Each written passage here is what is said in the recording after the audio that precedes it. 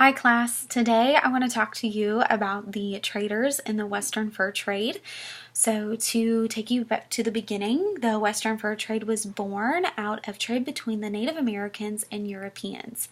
The Europeans would trade for fur pelts from the Native Americans. In exchange, they would give the Native Americans trade goods that were iron-based, such as knives and guns and textiles. And by the 18th century, European desire for these pelts was met by North American exports through intermediaries.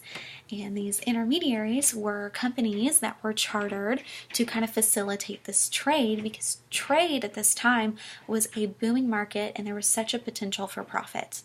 So these companies, because of this trade between the Native Americans and the English, the French, and Americans and other Europeans, there were fur pelts being shipped from North America to Europe, and then Europe's trade goods would be shipped right back to North America to be given to the Native Americans.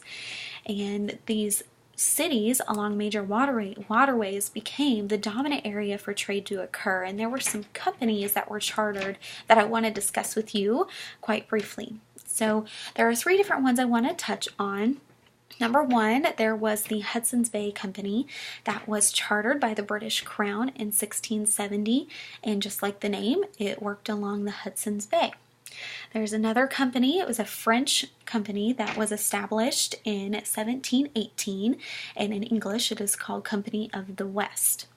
And a third company that is well known is the American Fur Trade Company.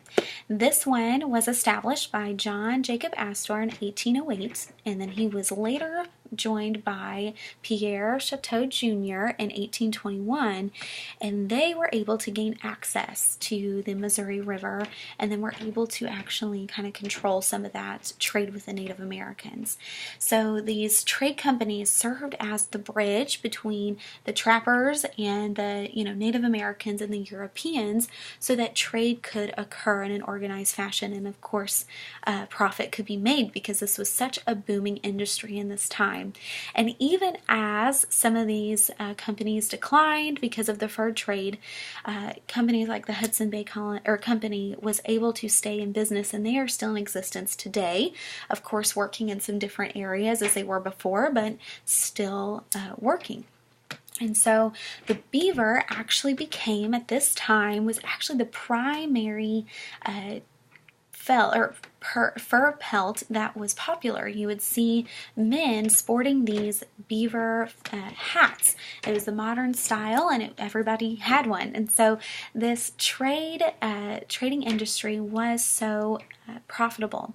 But along with those trading companies that I mentioned, there were also rendezvous that would occur. And these were fair-like events. So trappers, traders, Native Americans and their families would all get together. They would get in caravans, and they would travel with their fur pelts and their practical luxury trade goods, and they would go to these rendezvous, and they would stay there for however long. And at these, they would have a grand, large-scale trading operation. And this was also a social event for these trappers, traders, and Native Americans and their families.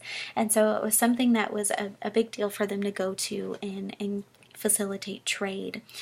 There were also mountain men, and mountain men were popular fur traders in this time. Not only were they trappers, but they would also help in the trade, and they were known to be a tough, violent breed that preferred, the hard life as opposed to civilian society. And these mountain men were actually was a very popular thing to do, especially after the Lewis and Clark expedition in 1804 to 1806, where they were exploring the Louisiana Territory in the West. Trade was expanded, and these mountain men were able to go and continue, trapping and trading. Also, with the Lewis and Clark expedition, we learned that they acquired the help of a Shoshone woman, Sacagawea, and she was the wife of a French fur trader, Toussaint Charbonneau. There was another trader, that was popular, Manuel Lisa, and he actually had access to the Mississippi River and the Eastern Great Lakes. And there are some other well-known traders of that time. You have Jedediah Smith and Kit Carlson, Jim Bridger, and some others that were just really trailblazers during this time. The trade proves to be one of the most profitable expeditions in American history, and these traders would facilitate trade between the Native Americans and the Europeans, English, French, and Americans. And so during this time, this was a booming market that everybody wanted to be a part of. Thank you so much for listening today.